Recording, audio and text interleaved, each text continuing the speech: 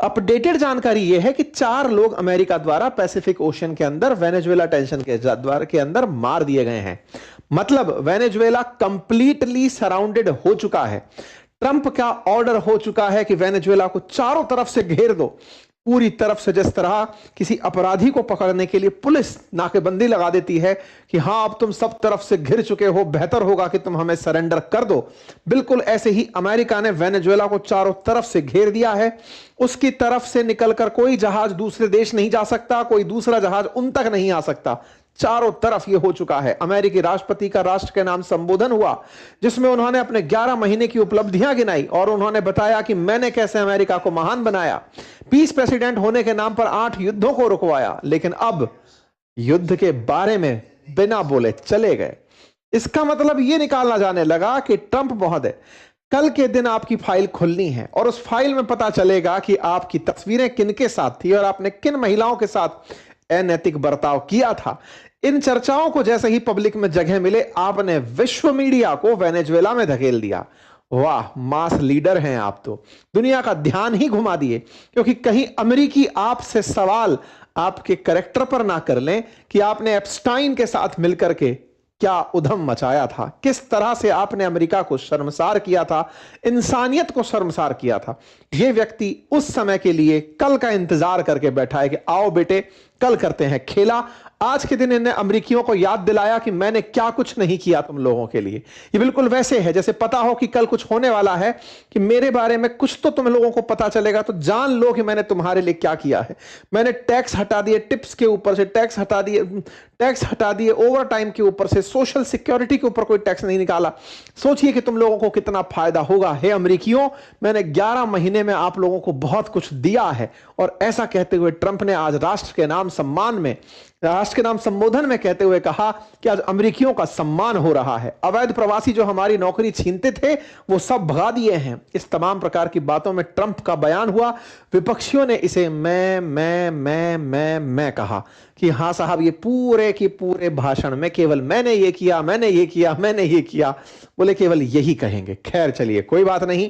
Trump का भाषण खत्म होता है, अमेरिकी तेल बाजार नीचे गिर पड़ता है। ऐसा क्यों होता है, समझाएंगे आज के सेशन में। कैसे यह विषय वापस से तेल पर आकर केंद्रित हो चुका है और क्यों इसे एप्स्टाइन फाइल से जोड़कर देखा जा रहा है। कि क्या यह दर्द मिटाने की यूनानी तकनीक है कि आपके ऊपर जिस समय आरोप लग रहे हो उस समय तपाक से आपका ध्यान दूसरी तरफ घुमा दिया जाए, दुनिया युद्ध पर चर्चा करने लगे, एप्स्टाइन फाइल बहुत छोटा लगने लगे। जब एक दर्द हो उससे बड़ा दर्द आप पैरेलल खड़ा कर दो तो आपका दर्द छोटा लगने लगता है। क्या वेनेजुएला के लिए अमेरिकी राष्ट्रपति कुछ वैसा ही कर रहे हैं?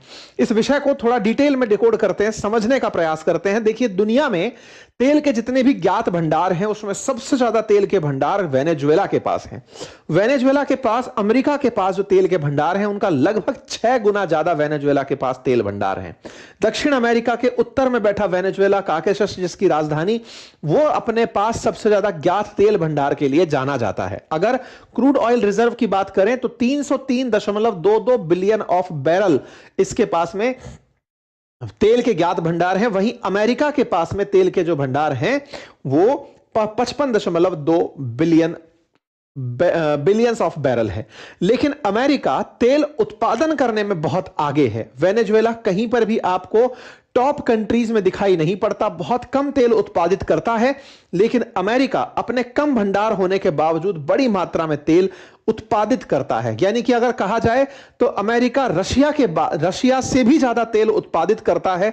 सऊदी अरब के बाद दूसरे नंबर पर सबसे ज्यादा तेल एक्सप्लोर करने वाला अगर कोई देश है तो उसका नाम अमेरिका है। अमेरिका तेल का उत्पादन यानी कि जमीन से निकले तेल को रिफाइन करके, पैदा करके दुनिया के सामने बेचना शुरू किया है। और यह सब ट्रंप के काल में ही संभव हुआ, क्योंकि ट्रंप को तेल कंपनियों के द्वारा जबरदस्त फंडिंग जब दी गई थी तो इन्होंने आते ही बाइडेन की जो ग्रीन पॉलिसीज थी कि सोलर अपनाएंगे, ग्रीन एनर्जी लेकर आएंगे, उन सब से किनारा किया, पेरिस एग्रीमेंट से बाहर निकल गए और तेल पैदा करना शुरू किया। बोले जितना जल्दी हो सके इसे खत्म करो, तेल को बेचकर पैसे कमाओ, बाकी सब देखा जाएगा, अगली पीढ़ी बचेंगी तो देख लेंगी, हम लोग तो चल के ग्रीनलैंड पर शिफ्ट हो जाएंगे अगर बच गए तो। बिल्कुल उस तरीके से इन्होंने तेल का अत्यधिक दोहन शुरू किया और यही कारण है कि इनके चुनाव में तेल की तमाम अमेरिकी कंपनियों ने इन्हें फंडिंग दी, भर भर के फंडिंग दी। आज ये उन्हीं की बातें करते हैं। अब उन्हीं की बातों में वेनेजुएला पर हमला कैसे प्लान होता है उसके बारे में बताता हूं। जैसा कि आप सभी जानते हैं, पिछले कई समय से जब हम वेनेजुएला पर अब होगा हमला करते आ रहे हैं, वही वाली बात है कि साहब बंदर जंगल में शेर आया, हम नहीं माने कि साहब मजाक चल रही, और एक दिन आ गया। असल मायने में ट्रंप लगातार वेनेजुएला के आसपास पूरा माहौल बनाए जा रहे थे। ये कह रहे थे कि वेनेजुएला के माध्यम से फेंटेनिल नामक जो ड्रग है वो अमेरिका में एक्सपोर्ट होती है। वेनेजुएला का अमेरिका से कोई संबंध नहीं है। अमेरिका उत्तरी अमेरिका में बैठा हुआ है, वेनेजुएला दक्षिण अमेरिका में बैठा हुआ है, बीच में कैरेबियन कंट्रीज है, मैक्सिको है, फिर अमेरिका है। लेकिन वेनेजुएला से बोले साहब वो ड्रग्स आते हैं, इस रूट से आते हैं, आप भले ही कहीं होकर के जाते हो, यहां से होकर जाते हैं। क्यों उसके ऊपर बिल फाड़ा जा रहा था? क्योंकि वेनेजुएला पैसे वाला देश है तो नहीं, लेकिन भंडार बहुत है, धन के भंडार बहुत हैं, और भंडारों के ऊपर बैठा हुआ आदमी है। ऐसे में तो हर नायाब चीज के ऊपर केवल और केवल ट्रंप का हाथ होना चाहिए। तो ऐसे में वेनेजुएला के तेल भंडार इनको दिख जाते हैं। इन्होंने तरीका यह अपनाया, अंट शंट किसी भी प्रकार के जहाज को पकड़ा, बम फोड़ दिया, यह दिखाया, फिर बम फोड़ दिया, हर तस्वीर की जारी की। हमने जाते हुए एक जहाज को जिसके अंदर ड्रग्स जा रही थी फोड़ दिया। कौन बताने आ रहा है? जहाज फूटने के बाद थोड़ी कहेगा नहीं सर ड्रग्स नहीं थी हमारे पास, फूट दिया सब इनने। खूब सारी तस्वीरें डाली। इस बीच में अमेरिका ने जिस समय ये जहाजों को फोड़ रहे थे, उसी समय अपनी तरफ से अपने नेवी के जहाज भेजने शुरू किए पोर्ट ऑफ स्पेन पर, जो त्रिनिदाद टोबैगो में ही है, वेनेजुएला के जस्ट उत्तर में जो कैरिबियन कंट्रीज हैं वहां पर। 5 दिन के लिए अपना जैसे ही जहाज भेजा, वेनेजुएला समझ गया कि अरे ये तो युद्ध करने आ रहे हैं। तो इन्होंने त्रिनिदाद टोबैगो के साथ में लड़ाई कर ली कि तुम्हारे ऊपर हम सैंक्शन लगा देंगे। वेनेजुएला वाले बेचारे समझ रहे थे कि ये शैतानी कर रहे हैं। कर तो अमेरिका रहा था, भर भर के जहाज भेज रहा था, चारों तरफ जहाज इस तरह से भेजे जा रहे थे। इसी बीच में एक सीन निकल कर आता है, अमेरिकी लुटेरे बन जाते हैं। समुद्री लुटेरे आप लोगों ने सुना होगा, लेकिन यहां पर जो आप देख रहे हैं पायरेट्स ऑफ कैरेबियन की जगह पायरेट्स ऑफ कैरेबियन ही थे, लेकिन इस बार जो कैरेबियन के अंदर पायरेट्स आए थे वो पानी के जहाज से ना आकर के उड़न खटोले से, हेलीकॉप्टर से आए थे। इन लोगों को जो आप देख रहे हैं, आपने हो सकता है फिल्में देखी हो। पायरेट्स ऑफ कैरेबियन का जिक्र मैंने इसीलिए किया। यहां पर जो आप फौज जाती हुई देख रहे हैं, ये अमेरिका की सेना है। और आप जानकर आश्चर्य करेंगे, ये जिस जहाज पर है वो कोई ड्रग्स नहीं ले जा रहा, वो तेल ले जाता हुआ जहाज है। ये कौन है? ये समुद्री लुटेरे हैं। क्या लूट रहे हैं? तेल लूट रहे हैं। किसका? वेनेजुएला का। पानी का जहाज जो तेल लेते हुए जा रहा था, पानी में चलता जहाज, उसको हेलीकॉप्टर से आए अमेरिकी फौज के लोग उतरे, बंधक बनाया, यात्री मतलब जो क्रू था उसको बंधक बनाया और जहाज को अपने साथ लेकर चले गए। भाई साहब, इसको बकायदा एफबीआई के डायरेक्टर काश पटेल ने अपनी बड़ी उपलब्धि बताया कि हमने वेनेजुएला के एक सैंक्शन्ड ऑयल जहाज को पकड़ लिया है। तेल था उसके अंदर। ट्रंप से सवाल पूछा गया कि सर जी, वो कल आपने एक जहाज सीज किया था, उसका क्या हुआ? बोले हम उसको रखेंगे अपने पास में। उसका क्या हुआ? तेल यूज करेंगे। बोले सर उस जहाज को कहां ले जाएंगे बताएंगे? बोले लगाओ तुम भी हेलीकॉप्टर से खोजो उसको, हम कहां ले जा रहे हैं। मतलब ये तो हद है इनका। राह चलते हुए समुद्री लुटेरे बने हुए ट्रंप ने हवाई जहाज से भेजकर अपने कुछ सैनिकों को उस जहाज को कंट्रोल में ले लिया। इसके बाद दुनिया डिकोड करने निकली कि कुछ तो मसला है। ट्रंप का असल उद्देश्य जो है ना, वो असल उद्देश्य ड्रग्स नहीं है, उसका असल उद्देश्य तेल है। ये उस दिन पता चला जिस दिन इन लोगों ने इस तरह से जहाज को रोक करके हमला करके ले लिया। यह बात जब लोगों को पता लगने लगी, कल के दिन फिर ट्रंप खुद बाहर निकल आए और उन्होंने चिल्लाना शुरू कर दिया कि हमने कंप्लीटली सराउंड कर दिया है हिस्ट्री ऑफ साउथ अमेरिका में वेनेजुएला को।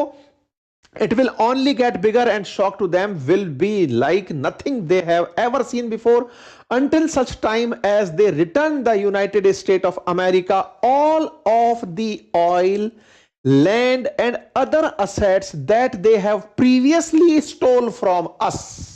वाह साहब वाह, क्या कहा गया है जरा ध्यान से सुनिएगा।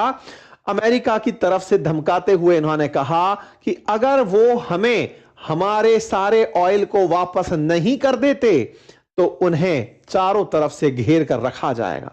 खोपड़ी खुजाल रहे हैं मादुरो, सोच रहे हैं कि यार हमने इनका क्या लूट लिया जो हमसे वापस मांग रहे हैं। जैसे नहीं होता है कि मतलब पुलिस के अंदर या जब भी आपने सिक्योरिटी एजेंसीज को देखा होगा, फिल्मों में तो कई बार देखते ही हैं कि हाँ भाई पुलिस ने आपको सब तरफ से घेर लिया है, बेहतर होगा कि आप सरेंडर कर दें और बाहर आ जाएं।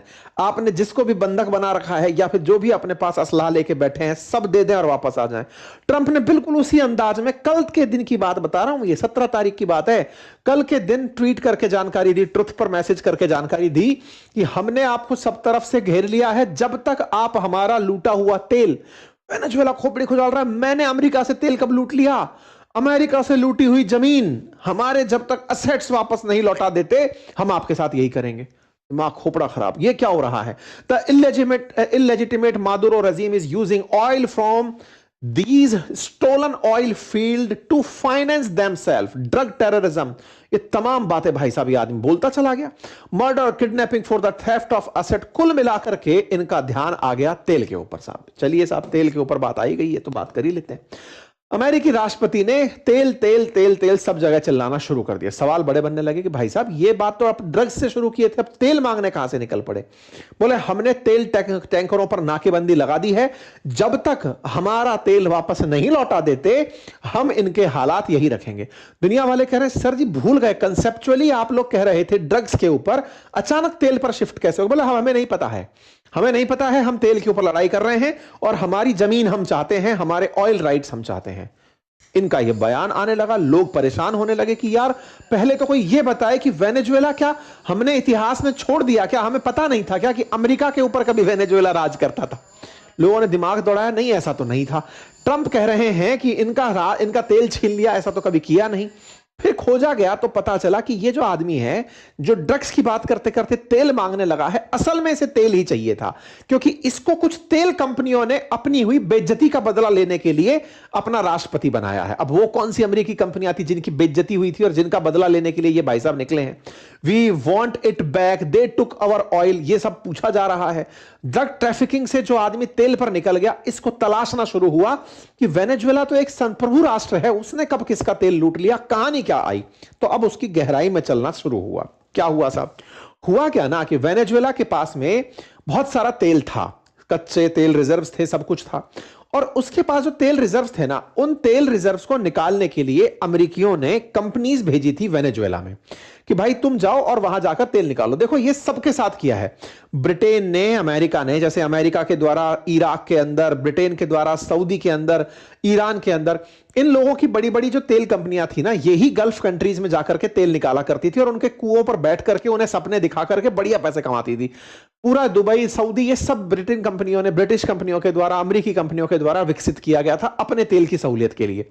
ऐसे ही वेनेजुएला में जब तेल के भंडार पता चले तो अमेरिकी कंपनियां थी जो तेल निकालने पहुंची थी, लेकिन वहां के लोगों को समझ में आने लगा कि तेल हमारा, ये एक कंपनी लगाते हैं, मशीन लगाते हैं, रिफाइनरी लगाते हैं, माल पूरा पूरा ले जाते हैं, हमें केवल ये कह के कि देखो तुम्हारे तो गड्ढों में पड़ा था, हमने निकाला इसलिए हमारा है।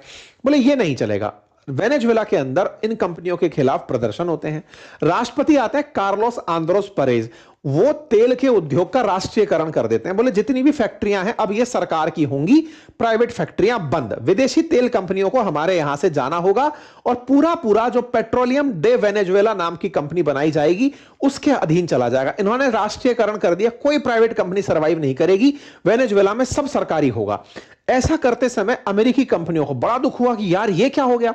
बोले एक बात बताओ बेटा, तुमने जितना इन्वेस्टमेंट किया है ना यहां पे, ये पकड़ो पैसा, लेकर के फरार हो जाओ यहां से।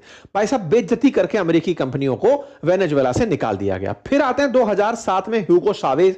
वेनेजुएला के अंदर जितने भी तेल के जो भंडार थे, उन भंडारों में मेजॉरिटी स्टॉक उन्होंने पीडीवीएसए को दिए, जो वेनेजुएला की तेल कंपनी थी, और कहा कि जो भी विदेशी कंपनी हमारे साथ साझेदार बनना चाहती है, जैसे शेवरॉन और टोटल जैसी कंपनियों ने शर्त मानकर कहा कि हम छोटे हिस्से के अंदर भागीदार बन जाएंगे। बोले तुम तो रुके रहो, लेकिन जो कई बड़ी कंपनी थी जैसी एक्सॉन मोबिल थी या कॉनोको फिलिप्स जैसी जो बड़ी अमेरिकी कंपनियां थी, उनने कहा नहीं साहब, बड़े हिस्से में तो हम ही बैठेंगे। बोले फिर तो तुम घर जाओ।